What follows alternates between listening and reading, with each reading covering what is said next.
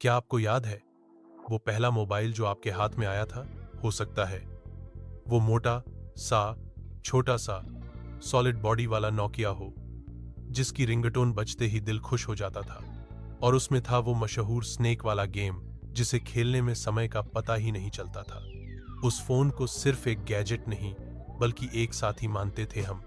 कोई कहता नोकिया है तो टेंशन ही नहीं। लेकिन क्या आपने कभी सोचा है वो कंपनी जिसने दुनिया पर राज किया वो अब कहां है और क्या वो कभी वापसी कर पाएगी? 90 के दशक से लेकर 2007 तक मोबाइल फोन का मतलब ही था नोकिया। मजबूती, बैटरी बैकअप, आसान यूजर इंटरफेस और अलग अलग डिजाइन। नोकिया सिर्फ एक ब्रांड नहीं, भरोसे का नाम था। नोकिया 1110 दुनिया का सबसे ज्यादा बिकने वाला फोन बना। नोकिया 3310, जिसके बारे में मजाक चलता था कि गिरा दो फिर भी चलता है। हर नया मॉडल एक नया सरप्राइज लाता था। उस दौर में किसी दुकान में नोकिया का नया फोन आ जाए तो भीड़ लग जाती थी। लेकिन टेक्नोलॉजी की दुनिया में जीतने से ज्यादा मुश्किल होता है आगे बने रहना। 2007 में आया आईफोन और उसके बाद एंड्रॉयड ने दुनिया बदल दी। जहां बाकी कंपनियां तेजी से एंड्रॉयड को अपना रही थीं, नोकिया अपने पुराने सिम्बियन ओएस को पकड़े रहा। यही वो पहला कदम था जिसने इस दिग्गज को नीचे खींचना शुरू कर दिया। सिम्बियन छोड़ने के बाद भी नोकिया ने एंड्रॉयड को नहीं अपनाया बल्कि माइक्रोसॉफ्ट के विंडोज फोन पर दाम लगाया।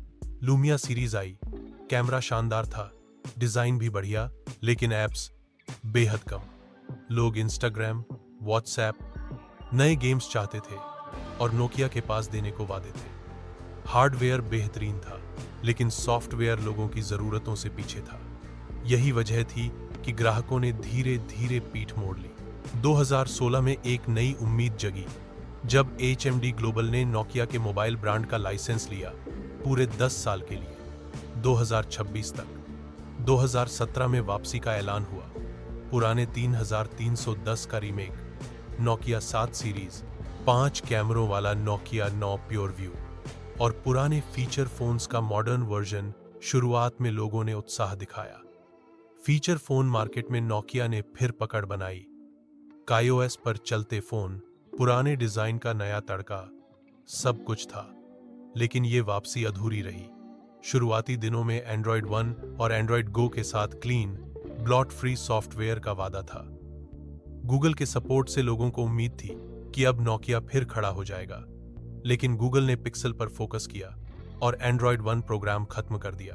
अपडेट्स में देरी, परफॉर्मेंस में कमी और मुकाबले के हिसाब से ज्यादा कीमत, नोकिया फिर पिछड़ गया।